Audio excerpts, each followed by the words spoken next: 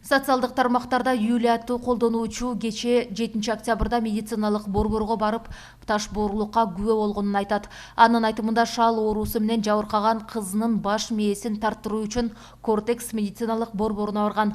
Кезек көп жана кайрылуучулардын дагы саны армын болгондуктан орундардын бири да бош болгон эмес.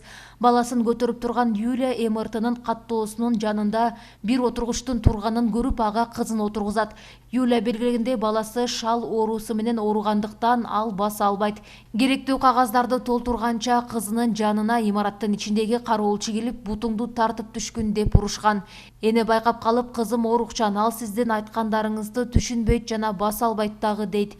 Кароолчу отургуч анык экенин айтып, бошотуп туруусун талап кылган. Кезек күтүп тургандар кароолчуга баланын ден соолугунан мүмкүнчүлүгү чектелген экенин көрүп туруп, бул кылган кылыгыңыз туура эмес дешкен. Эне баласын колуна алып, отургучту бошотуп берген. Кароолчу телефонунан ар кандай тамаша тасмаларды көрүп, каткырып отургучта отурду дейт Юлия.